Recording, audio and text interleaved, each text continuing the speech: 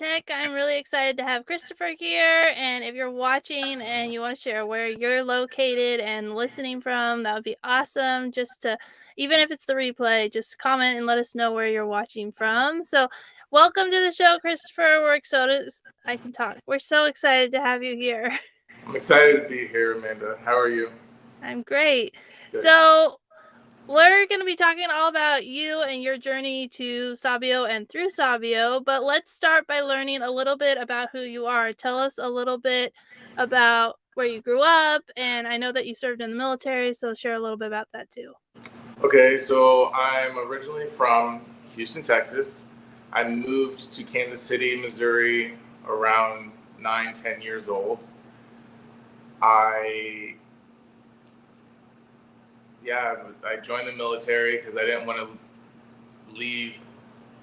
I didn't want to be in Kansas City anymore, so I decided to join the military and see where that would take me. And I joined the Air Force. I was stationed in Ramstein, Germany, enlisted as an airborne linguist, but ended up not finishing the school for that. It was quite difficult. And I was an air transportation specialist. I did one term, one enlistment, and then I got out and have been contracting until I found out about Sabio. And Yeah. So you got to go overseas, and we can say go Air Force because I'm Air Force too. And right. And so you got out of Kansas City and you got to see other parts of not just the country, but the world. And it sounds like you were doing a bunch of different things, but what led you to look into Sabio?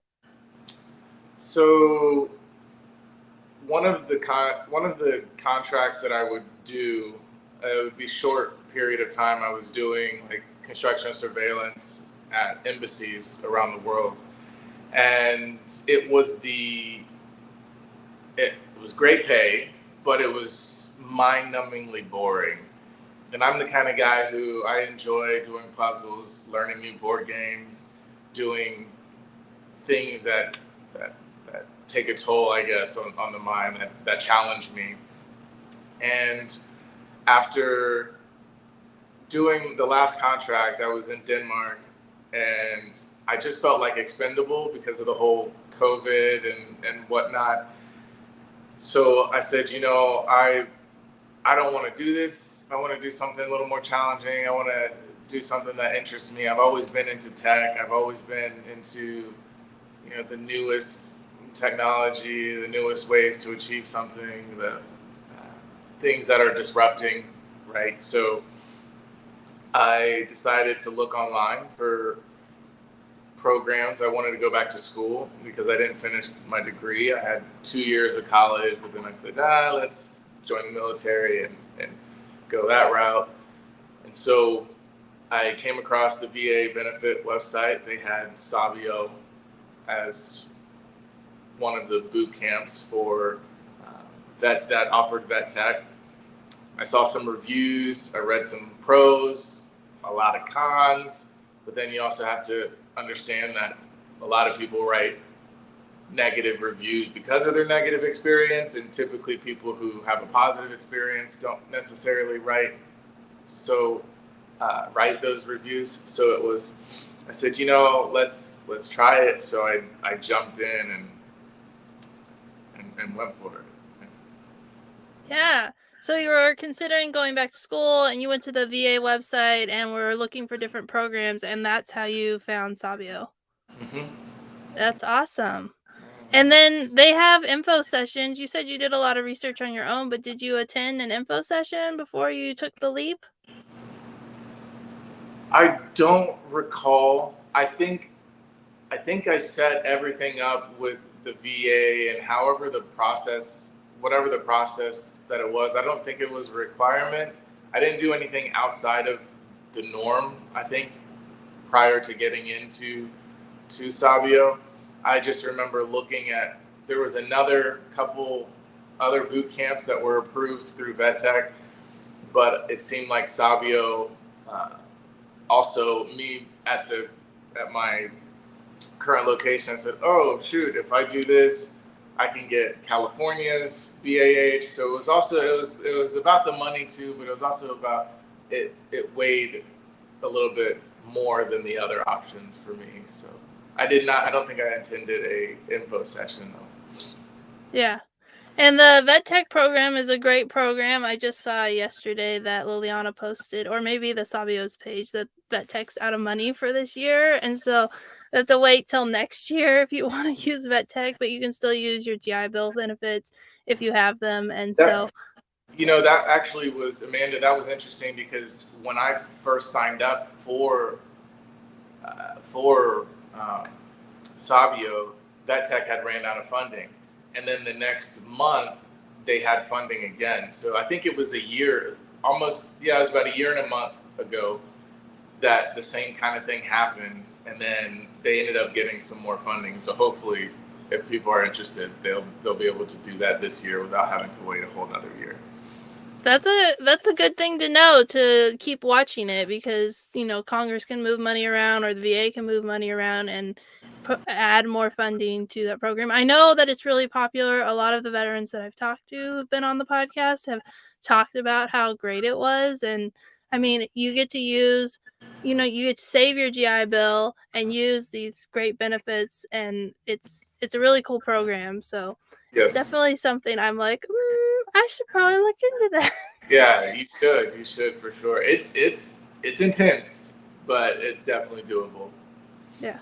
So you got everything lined up so that you could be in Sabio's program, and you were ready to start. And what was it like to dive into the boot camp?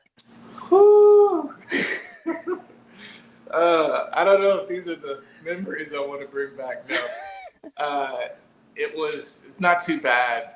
I know you're learning a whole new language. I dabbled a little bit prior to Sabio with like coding and Python and things, but this was beyond anything that I could have even conceived in my mind of like how things were going to be. It was fast paced. It was pretty brutal at first learning. I had just like left from being overseas and came back. So my living situation was a little bit rocky there in Kansas City. So trying to find a place to be able to like continue to do the work and do the things that I needed to to be able to succeed within the program. And there was a lot of things on the family side and whatever that was taking a little bit of toll, but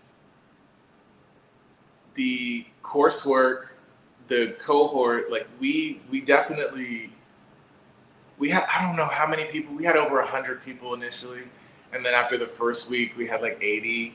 And then after the second week so people were slowly dwindling down, and I said, that's not going to be me, So I put in extra time. I put in the work. I created like little Discord and group chat with, I know we were not supposed to do that, but created little group chats with with some of my cohort members, and we would talk. We'd have our own little Zoom calls, and we would talk about the stuff and like work through. So if somebody was more skilled in XYZ, but you're more skilled in ABC, and then you kind of help each other out through that to gain an understanding, but also complete the coursework. And it was, the tests were pretty brutal too, having to take those, because then like if something goes wrong and then you're like, oh, I don't see the results, and then you just don't know. And then, but with my living situation, I know I was able to do Sabio from home for the first portion of it. And then because I was vet tech, I had to go into the on-site, right? I'm in Kansas City, Missouri.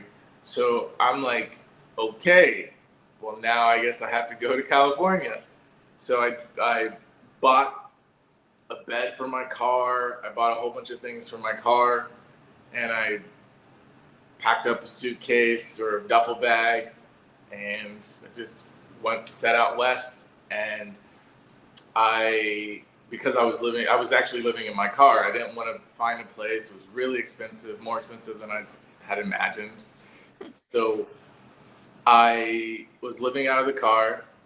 Good thing they had at the building where campus was in Irvine. Irvine? Yeah. Yes, Irvine. There was a shower, bathroom, whatever, in the parking garage. So I paid for the little parking for the month or for the months that I was there, and I was able to have access to the shower right before classes, and I'd be on campus every day. You only had to do 2 days, but I didn't have anywhere else to go, right? So I was on campus and living out of the car, but being there every day, I saw other people who were coming in. So they'd only come for 2 days out of the week. But I was kind of like I think I progressed pretty quickly, and so I kind of like helped people who were on site. So it was pretty cool. It was a good time, but it was very difficult when I first started. I didn't know if I was going to be able to see the light of day. It was very intense, the hours and trying to understand and trying to put pieces together. But it definitely helped with the progression aspect of how fast things are moving and how fast they expected us to kind of learn and adapt. Yes, use the material that they provide, but also like gain more knowledge outside of what they're doing, continue to work on your own things on the other side. So that's kind of what helped bring a lot of the stuff together. Yeah. That's such a crazy story that because of like the vet tech benefits that you had to come to California and then you were like, oh my goodness, that's why the BAH is so high. Yeah. And it's not even high enough because it's so expensive out here. It's crazy. Right. So yeah, that's crazy. And I also like that you talked about like you had 100 people and then it like each week you started to see people drop, and then I'm sure as the program progressed, then once you got past the initial hurdle it probably stayed pretty flatline. But yeah, I think we had about 33 if I'm not mistaken, but a few of them were from from the previous cohort that joined in on ours. So yeah, I think we finished with a little over 30, but we were all pretty close. The one thing that kind of hurt was a lot of like the people that I was really close with when we got to the projects. It was like I'm over here and all of these people who I'm comfortable or who I'm like really close with are now on this other project.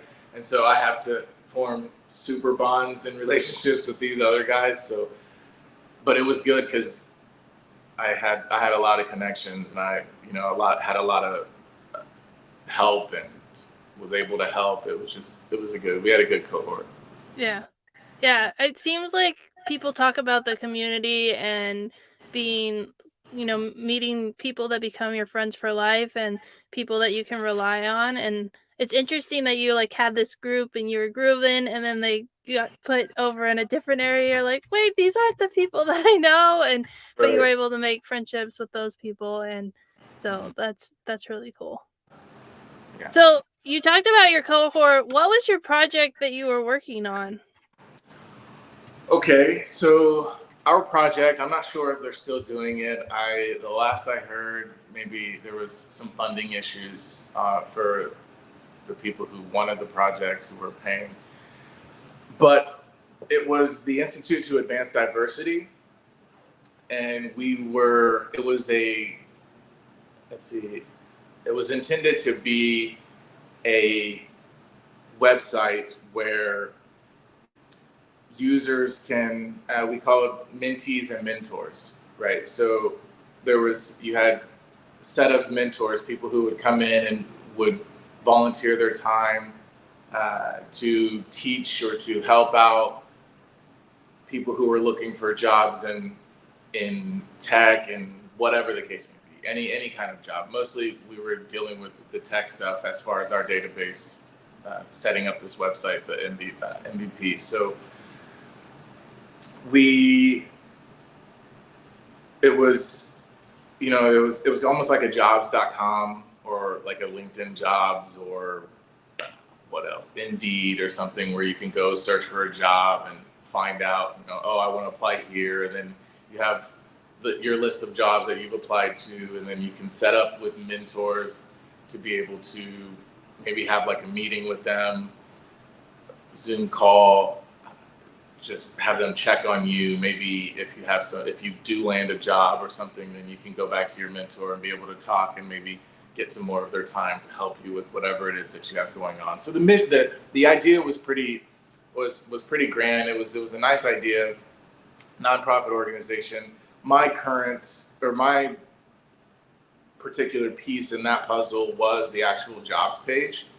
So I had to create the listing, the database, the design, how the client wanted to be able to filter through the jobs. If you want to filter through this job or this job, it was pretty intense. I would tackle it a little different now with my new information, my new, more experience. But at the time, I felt like I was really proud of what I did. There was a piece that it was, let's see, the client wanted to have like jobs to like scroll through. So you just keep scrolling, kind of like a feed, right? Your thumbs on it and you're just scrolling through, and it's seemingly bottomless.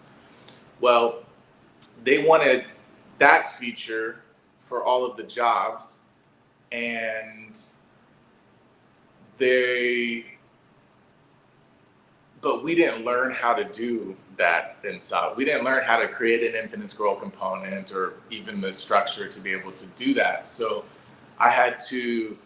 we learned about pagination. So it was like, oh, you click a page, you click the next, you click next, and then you just get the list of jobs.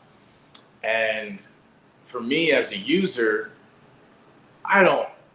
for mostly everybody, I can't speak for everybody, but I don't know the last time somebody went on Google, scrolled to the bottom, and then clicked the next page. Usually you just like refine your search, right? So I didn't want something that I put my name on to not be what the client wanted. And so I know they gave me a deadline, and it was that Friday, and they said, you know what, you took too long, just make it straight pagination. And I was like, okay, so that took nothing, right? Because it's already paginating.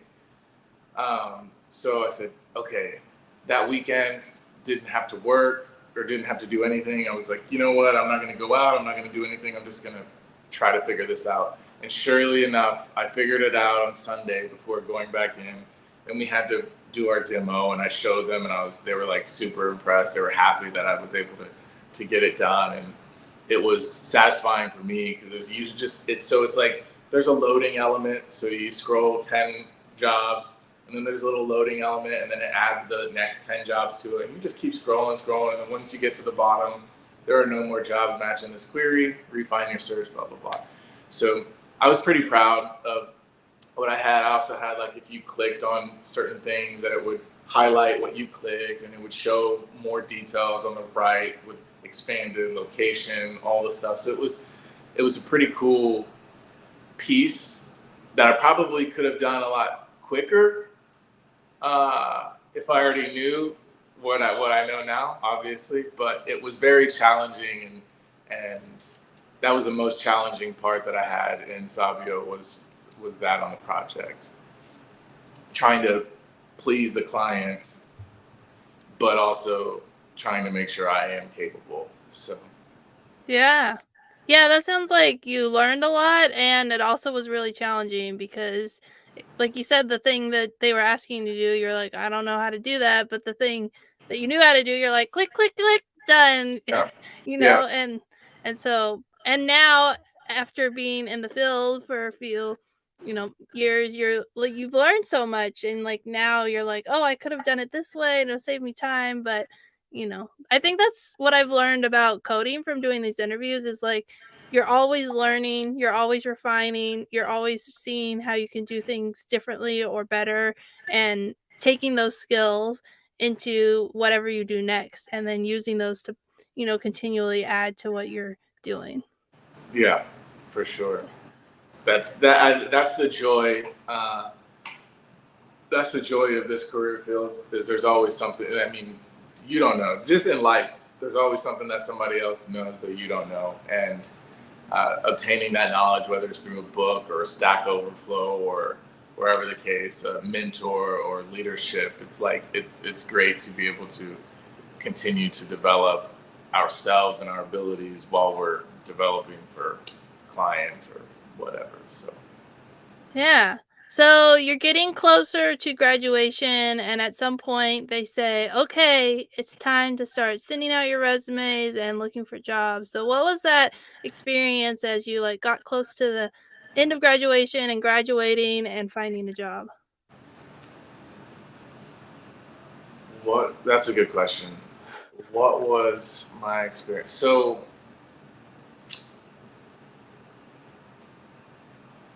there was a time in Sabio where we had to refactor our LinkedIn profile page. They give us a list. We have to have XYZ, checklist of things, our profile picture, description, what we put on, and they kind of give us this guide. And at that point, once I changed all of my stuff around, I hold a TS, so from the military, right? So that was a big selling point. But once I updated my resume, I removed all of the other stuff, put in my time in the military, just like what you see now, minus the last 2 jobs, right? I put that on there, and I was immediately approached by 3 recruiters. And I remember asking, I didn't respond to them the first day. I was like, oh my God, I don't know what to do, right? And so I talked to Sabio instructors. I said, what should I do for this? How should I respond? And I think Liliana was the one who said, let them know that you're working on, and we were just about to go into the project. She's like, let them know that you're working on an MVP, and that you'll be done whenever your cohort's finished, whenever you're supposed to graduate, and that you'll get back to them. So I kind of reformatted all of that, and I said, hey, and I copy and pasted, but changed the names. I said, hey, I'm going to say this one because this is the one that I remember, but hey, Xander, thanks for reaching out. The job that you're offering, this sounds great. However, I'm currently working for Institute to Advance Diversity. We're trying to push out an MVP, should be done by June, July. By your post, by your message, I understand that this job may be filled, but I would love to speak to you about other opportunities at that time. And he responded to me, Christopher, don't worry about it. Hit me up whenever you're finished. I said, great. Then I sent that to other people. They're like, okay. So I had it in the back of my mind. But when it came to that point that you were asking about, when they said, okay, it's time to put the mouse down, put the keyboard down, let's look for jobs. I spent the first weekend, they told us to do like 60 or 70, they told us to do 75 or something. And I did 104 because I had a feeling, they do a lot of rewards in the Sabio program, which is really fun and interesting. It keeps you engaged, keeps you wanting to do a little bit more. But it's really like, it's not just for the reward, it's actually you're doing more for yourself, right? So that's but you get like that instant reward. Not all the time, but most of the time. And so I did a little bit over 100, came back on Monday. They gave out gift cards to like Applebee's or something. And I was like, cool, great. That's extra $25 or $40, whatever it was. Or maybe it was Venmo, I'm not sure. One of those gift cards. And I just remember after that day, they were like, okay, so every day you want to do this much, you want to do this much, you have to do, and I said, I don't want to do this. I don't want to do this. This is so much. I don't want to, and I had a few calls on Monday actually from some of the jobs. And, they told you to take all of the interviews. And so you can get your experience, so you can get your words out, so you can kind of formulate your story better for the next and incrementally just improve. And I think I had 3 or 4 interviews on Monday, and I just did not qualify. Didn't really know exactly how to say what I was trying to say. It just didn't vibe. And these were just through recruiters. So I didn't even make it past that part. I said, you know what? I have more work to do. And then I sat down and I said, I really don't want to apply to all of these places. But let me see about these recruiters who reached out to me. So I went back to the original 3, messaged them. Xander messages me back. Hey, Christopher, I'm going to have somebody call you.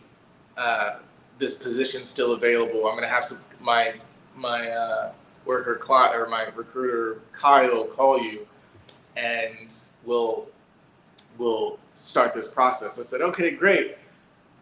Kyle calls me the next day.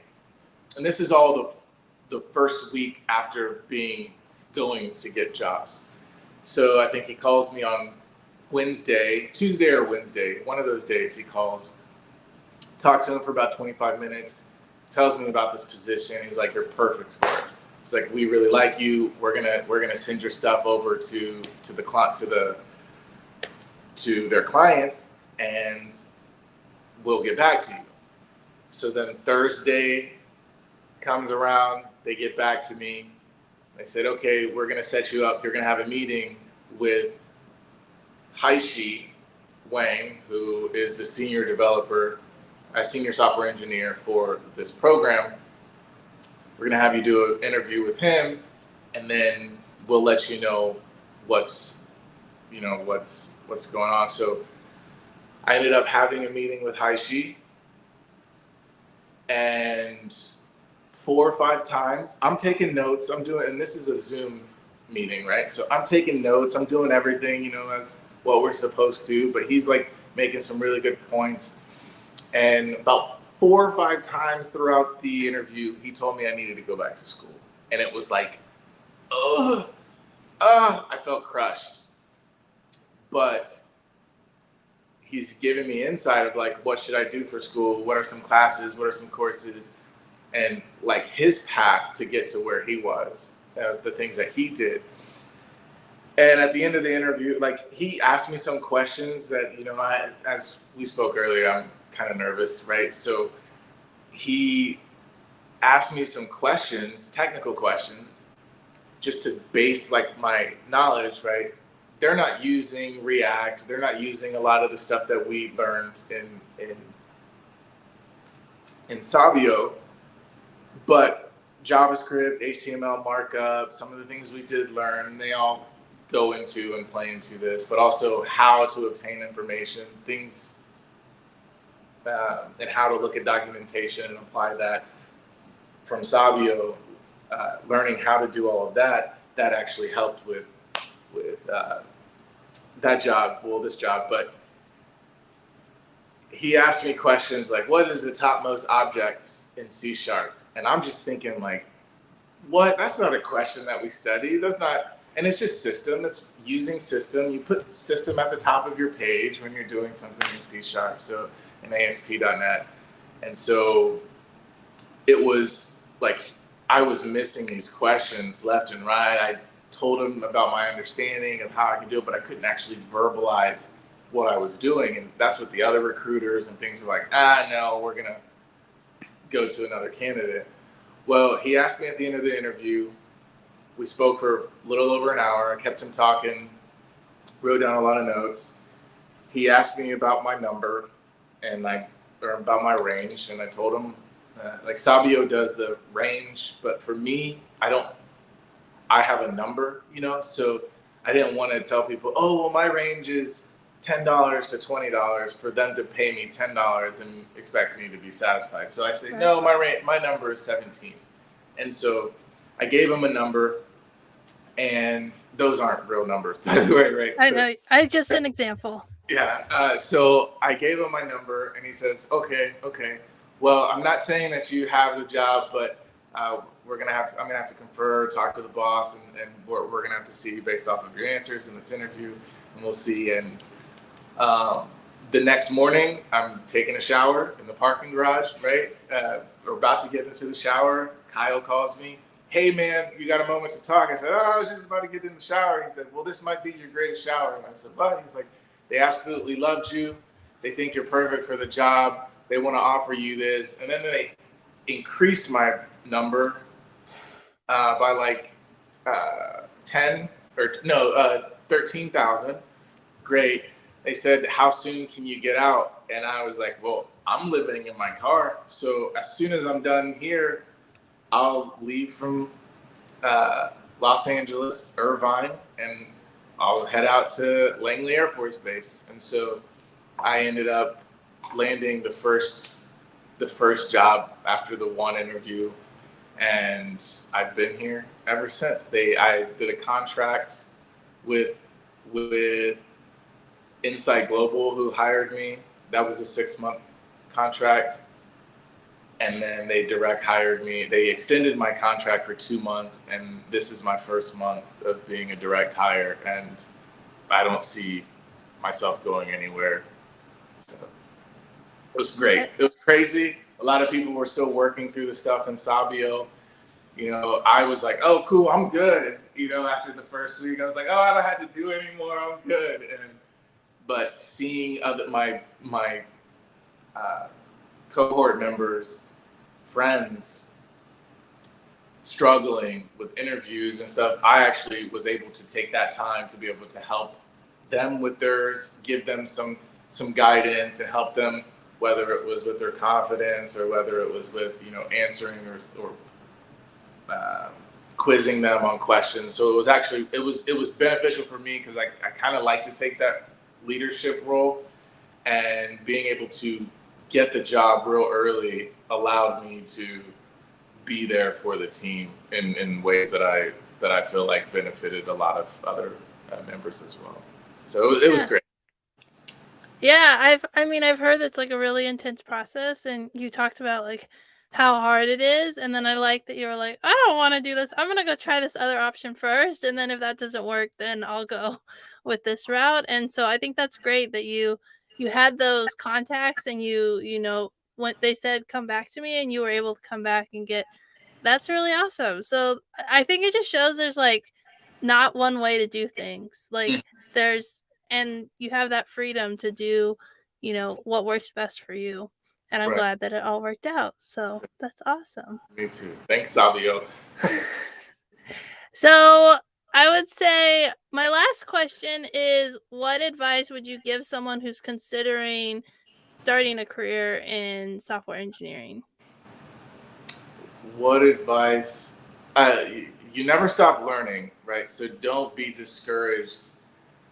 The breaks are absolutely necessary. You get sitting at a screen, and even if you feel like you're in a flow and you're like, oh, I don't want to leave. And even at this job, I've been like, oh, they're like, you don't want to go home? I'm like, no, I do, but I just don't want to leave it in a broken state. So when I come in tomorrow, it's going to be broken, and I have to fix it. I don't want to do that. And so, but breaks are absolutely necessary. That's like one of the biggest things is to take a break. Another thing is to don't just learn, or don't just try to learn what is being taught to you. Seek out information that can potentially help you with whatever endeavors or anything that you want to do. Like I have some other apps that I'm working on for friends and for myself. And so the grind just doesn't stop. Sabio prepares you for grinding. Like you have to grind to succeed in Sabio, but there is like you're continuing to grind.